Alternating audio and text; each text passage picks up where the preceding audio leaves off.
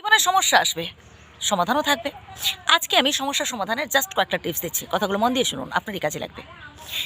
যখন কোনো রকম সমস্যা হবে তখন নিজেদের মধ্যে জোটবদ্ধ হওয়ার চেষ্টা করবেন, পরিবারের পাশে থাকার চেষ্টা করবেন।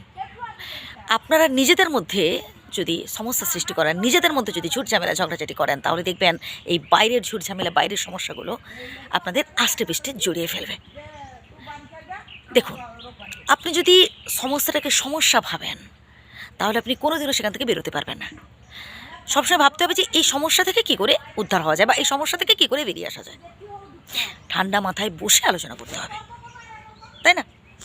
এবার যারা হচ্ছে অসভ্য ক্যাটাগরির, যারা হচ্ছে বাজে লোক, তাদের কখনো পাত্তা দেবেন না। তারা সবসময় আপনার হচ্ছে শত্রু ছিল এবং থাকবে।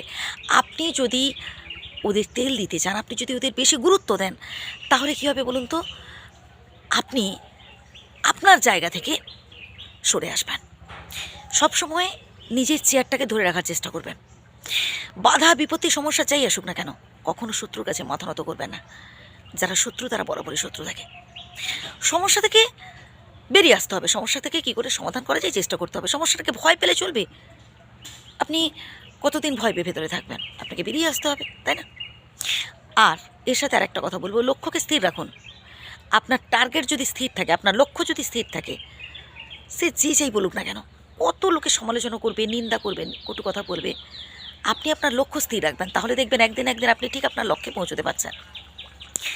আপনি যদি চঞ্চল মাইন্ডেড হন, মানে ধরুন একটা কাজ করলেন আবার ছেড়ে দিলেন, হ্যাঁ নানান লোকে নানান কথা বলছে আপনি ছেড়ে দিলেন, আপনি তো জানেন যে আপনি কোন জায়গায় রয়েছেন, আপনি তো জানেন যে আপনি সৎ কাজ করছেন কি অসৎ কাজ করছেন, ভালো কাজ করছেন কি মানুষের খারাপ কাজ করছেন, মানে খারাপ করছেন, আপনি তো নিজে জানেন। তাহলে আপনার ওপর থেকে যদি বিশ্বাসটা আপনি হারিয়ে ফেলেন, আপনার নিজের ওপর থেকে যদি আত্মবিশ্বাস আপনি হারিয়ে ফেলেন, তাহলে আপনি জীবনের প্রত্যেকটা ক্ষেত্রেই আপনি ব্যর্থ হবেন।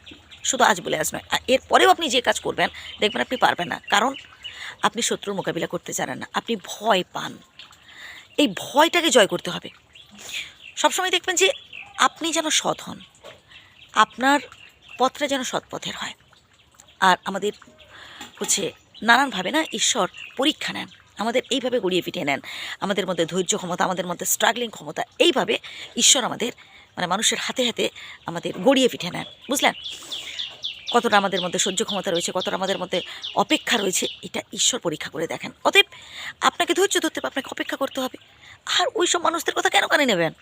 আপনি আপনার কাজটা ঠিকঠাকভাবে করুন, আপনি আপনার কাজ মন দিয়ে করুন। কতদিন আপনি সহ্য করবেন দরকার নেই, আপনি জাস্ট ইগনোর করুন, ওদের পাত্তাই দেবেন না। আপনি যত বেশি পাত্তা দেবেন দেখবেন ওরা আপনাকে হচ্ছে তত বেশি নিন্দা করতে থাকবে, তত বেশি আপনাকে নিয়ে সমালোচনা করতে থাকবে। আপনি যদি নিজের গুরুত্ব নিজে হারান তাহলে অপরেও আপনাকে গুরুত্ব দেবে না, কথাটা মনে রাখবেন। ভালো থাকবেন।